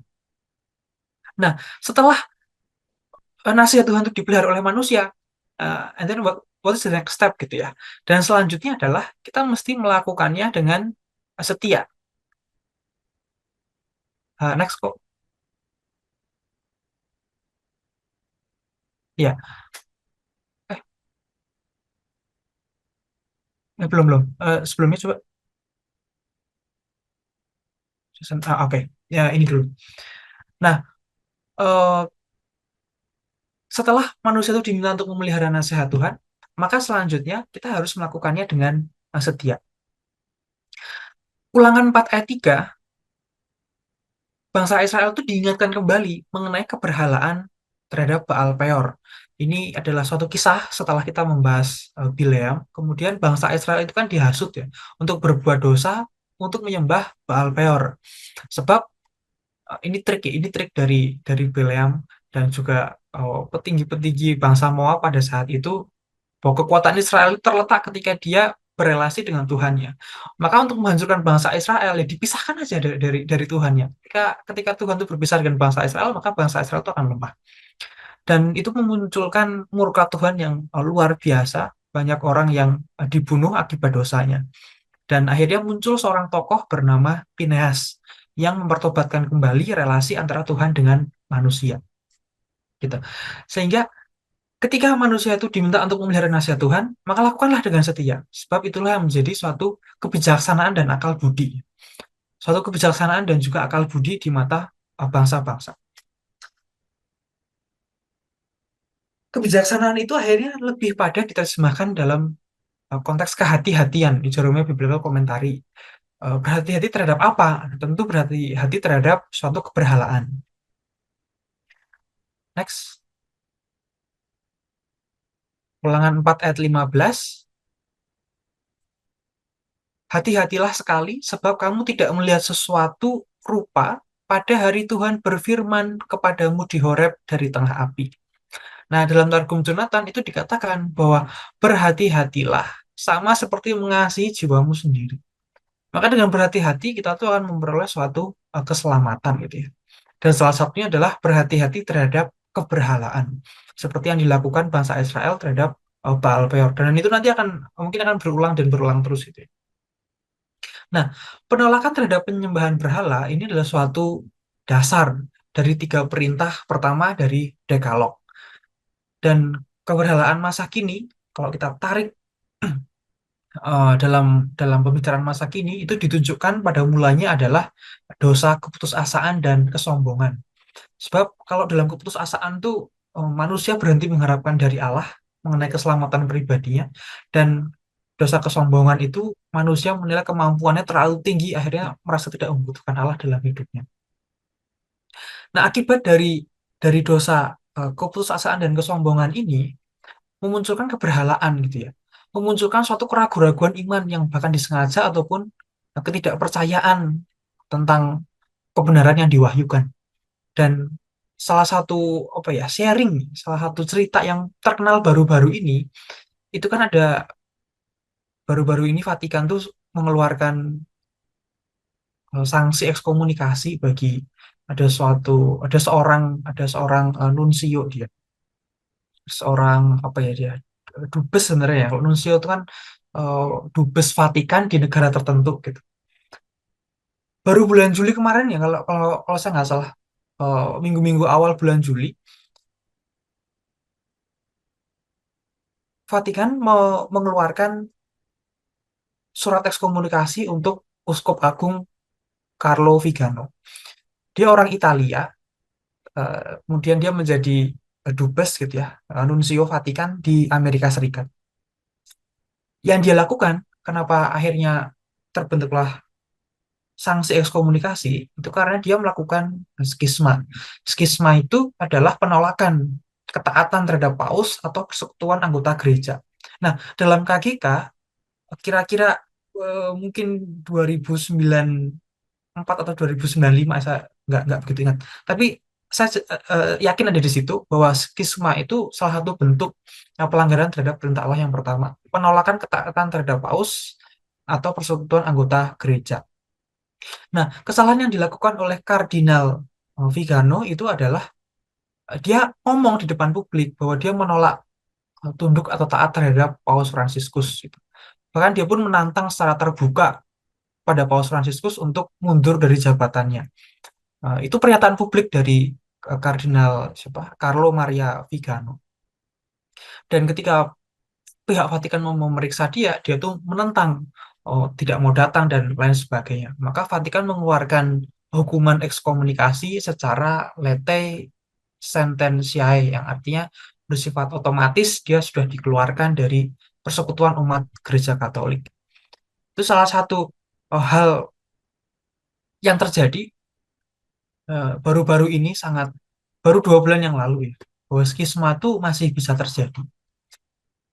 Kalau saya membayangkan, kalau cerita sejarah gitu ya, antara saya, Mas Bertus, dan juga Ko Jos, Ko Ricardo juga, mungkin kalau ngomongin skisma itu paling besar itu skisma yang awal-awal ya, skisma Barat 1054. Tapi ternyata ya baru-baru ini terjadi juga skisma yang sifatnya tuh individual. Dan update terbaru sih, Kardinal Vigano tuh membentuk suatu gerejanya sendiri. Nah, ada yang berpendapat juga bahwa agama itu suatu penghalang dari kebebasan ya. Bentuk lain dari keberhalaan adalah ateisme ataupun agnosisme. Ateisme kan dia menyangkal atau menolak keberadaan Allah. Tapi kalau agnostik itu lebih berpendapat bahwa Allah itu tidak terbukti. Juga bentuk-bentuk yang lainnya keberhalaan kita mesti berhati-hati, yaitu terhadap ramalan, sakrilegi, dan juga eh, lain-lainnya. Next. Nah, ini menjadi slide terakhir.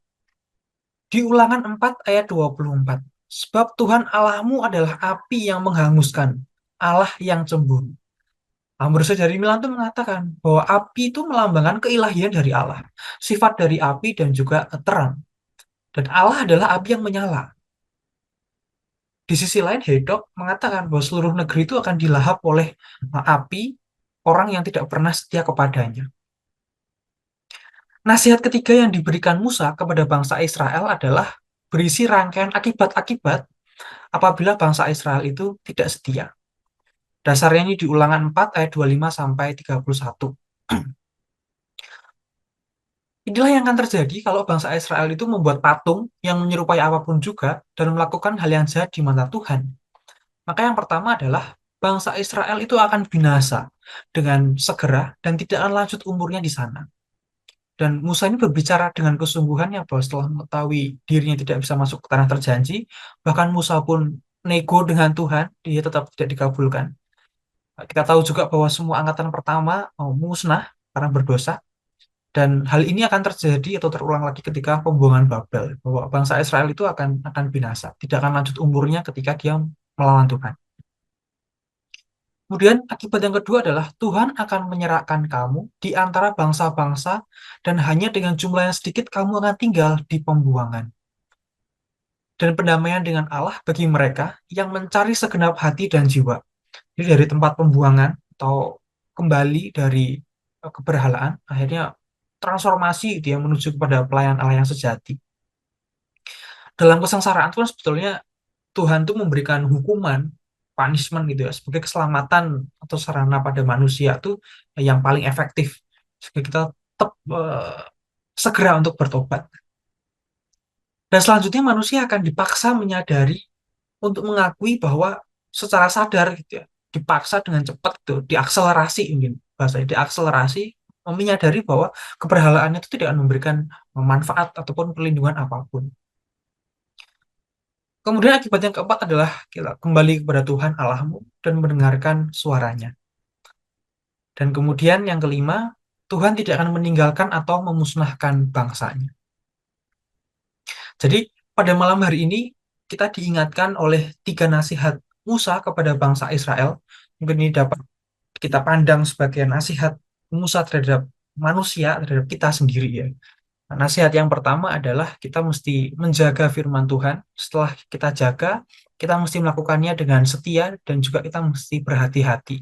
Nasihat yang kedua adalah mengenai kewaspadaan terhadap keberhalaan. Kemudian yang ketiga adalah akibat-akibat ketika bangsa Israel itu mulai tidak setia kepada Tuhan. Ini ada 5 akibat.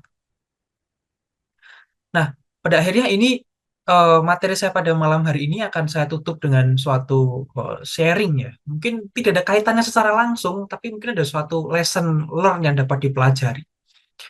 Eh, ini sharing dari saya ya. Baru teringat tadi malam, kayaknya ini bagus juga untuk dibagikan.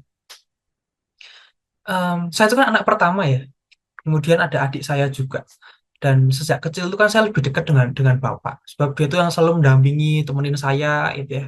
Kemudian kalau tidur tuh selalu ditemenin gitu. Nah, kemudian bapak saya tuh singkat cerita meninggal ketika saya berumur 7 tahun mungkin atau 6 tahun. 2004 itu.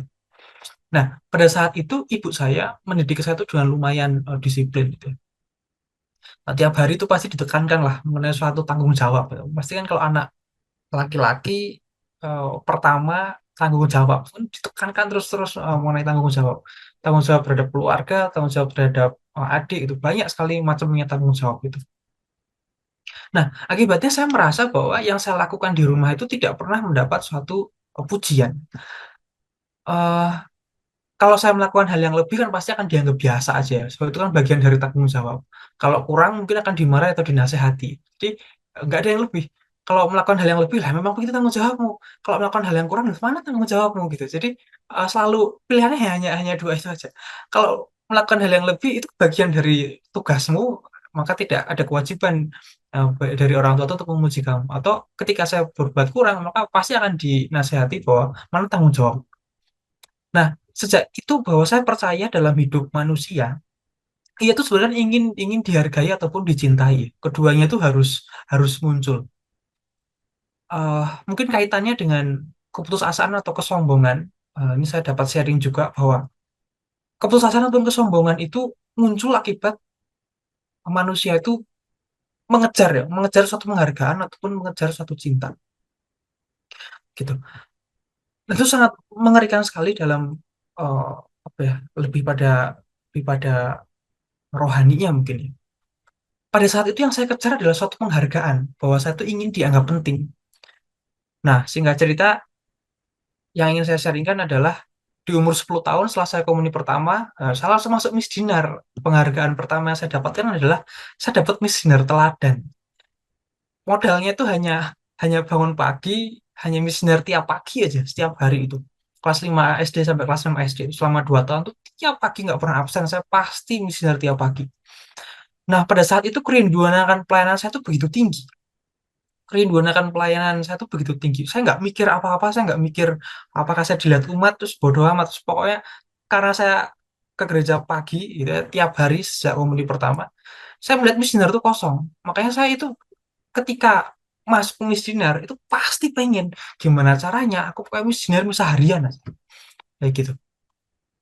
Nah, tapi sejak saya mendapatkan gelar missioner teladan untuk missioner terbaik di itu waktu pas 6 SD, hanya dalam 2 tahun, saya tuh menjadi sangat berambisi untuk di gereja. Saya tuh belajar tentang cara misdinar, tata cara misa, ataupun secara komprehensif gitu ya. Lalu jadi co-pelatih dari misdinar. Kayak saya tuh hafal sekali urutan misa tuh hafal banget. Apalagi kalau misalnya itu Trihari Suci, Malam Paskah. Malam Paskah itu kan hanya setahun sekali ya. Hanya setahun sekali paling rumit karena di depannya ada prosesi macam-macam, beda sendiri kan dari perayaan pada umumnya. Kemudian ada baptisan juga.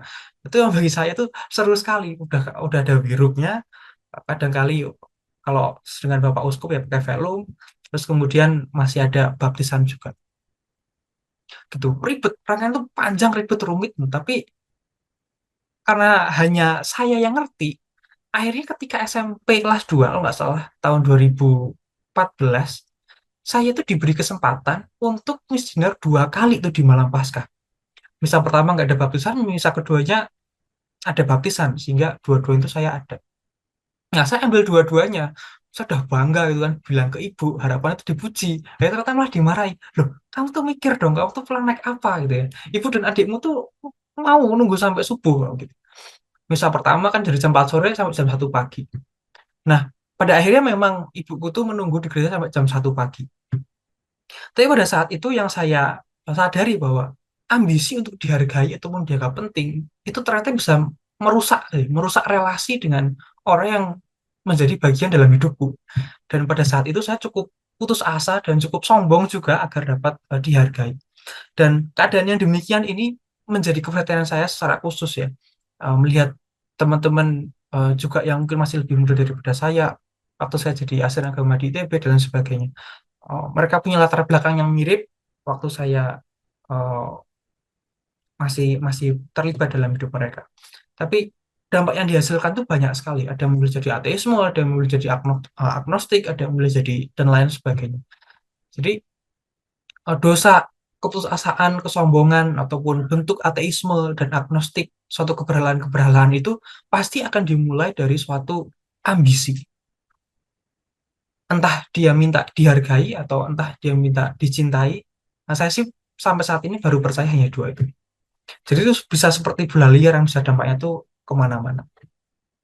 Dan akhirnya saya tutup dengan nasihat yang ketiga ini. Ketika saya membaca nasihat yang ketiga ini, sepertinya memang benar demikian bahwa akibat bangsa Israel tidak setia, akan terjadi rangkaian di 5 akibat ini. Bahwa ia akan binasa, tapi kemudian ia akan kembali kepada Tuhan, sebab Tuhan itu punya janji bahwa ia tidak akan meninggalkan atau memusnahkan bangsanya.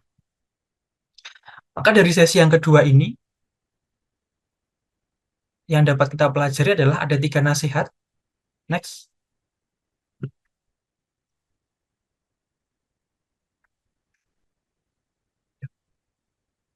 Oke. Nasihat yang pertama adalah tidak menambah atau mengurangi yang diperintahkan oleh Tuhan. Nasihat kedua adalah tidak melakukan keberhalaan. Dan nasihat yang ketiga adalah bangsa Israel akan binasa jika tidak menaati perintah Tuhan. Sekian dari saya. Oh, kemudian rangkumannya mungkin ya. Ya, rangkumannya untuk Ulangan pasal 1-3, hukum Taurat itu menghantarkan bangsa Israel menuju Kristus. Prinsip subsidiaritas itu yang dibela oleh gereja. Percaya berarti penyerahan diri sepenuhnya kepada Tuhan. Mental generasi yang siap untuk menaklukkan negeri, ini di Ulangan ya, populasi dari kitab Ulangan. Kemudian kehendak mutlak Allah bagi umatnya. Dan yang kedua, ini berisi nasihat-nasihat memelihara hukum Allah, ada 3, yaitu untuk tidak menambah atau mengurangi yang diperintahkan Tuhan, tidak melakukan keberhalaan, dan bangsa Israel akan binasa jika tidak menaati perintah Tuhan. Sekian dari saya kembalikan ke moderator. Terima kasih. Baik, terima kasih Beptus dan Leo. Ada lagi yang ingin bertanya?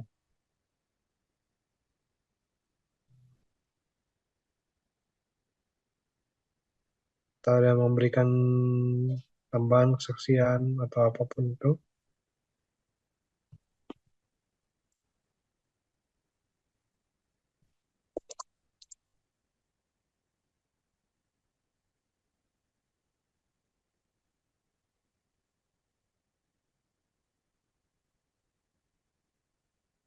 Atau karena sudah ini biar meresap, jadi tidur dulu nih.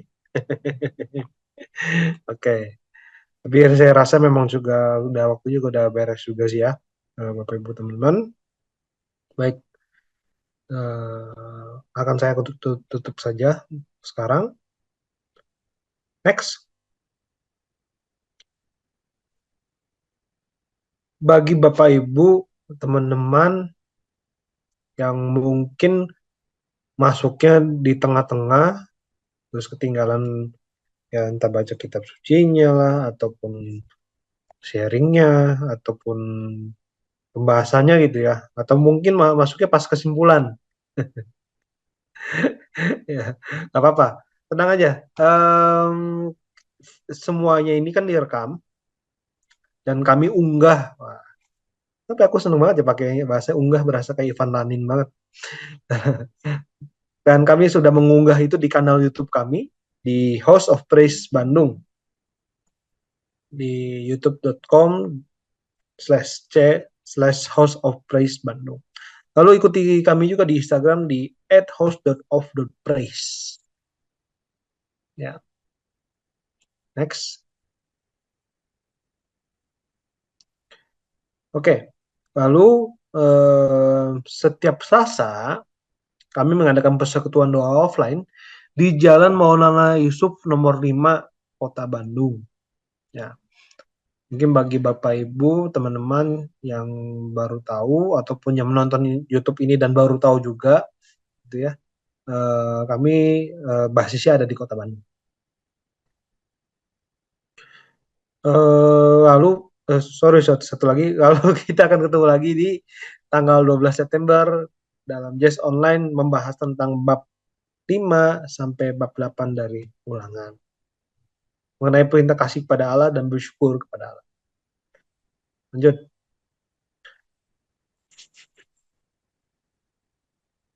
Mari kita tutup malam hari ini dengan doa. Nama Bapa dan Roh Kudus. Mohon doa malaikat pelindung. Malaikat Allah, engkau diutus oleh Allah untuk melindungi umatnya dan menghantar mereka ke tempat yang telah ditentukan olehnya. Ya malaikat pelindungku, aku bersyukur pada Allah karena dia sendiri berkenan mengutus engkau mendampingi dan melindungi aku. Sudilah engkau melindungi aku terhadap semua yang membahayakan diriku, bila bahaya itu sudah dekat. Sudilah engkau melawannya demi keselamatanku, sedangkan kalau bahaya itu masih jauh, bimbinglah aku menempuh jalan lain yang lebih aman. Semoga Engkau selalu mengingatkan aku akan kebaikan dan jangan merelakan aku melakukan hal-hal yang kurang berkenan kepada. Kalau aku menghadapi godaan, mohonkanlah kekuatan dari Allah, agar aku tidak goyah, dan kalau aku jatuh ke dalam dosa, sudilah Engkau membimbing aku untuk bertobat. Lindungilah aku dalam ketenangan dan jagalah aku bila aku tidur. Sudilah Engkau memberikan kekuatan bila aku lemah. Doakanlah aku selalu agar dapat mengamalkan hidup Kristen dengan tulus hati. Mohonkanlah aku rahmat Allah, agar aku mampu menjadi pewarta kabar gembira seperti malaikat Gabriel dan penempas kejahatan seperti malaikat Mikael. Ya malaikatku, semoga aku selalu mengikuti bimbinganmu, dan bersama Engkau perkenankanlah aku selalu melambungkan pujian serta syukur kepada Allah. Dengan pengantaran Kristus Tuhan kita. Amin. Kemuliaan pada Bapa dan Putra dan Roh Kudus, seperti pada permulaan, sekarang, selalu, dan sepanjang segala abad. Amin. Dan Bapa dan Roh Kudus. Amin.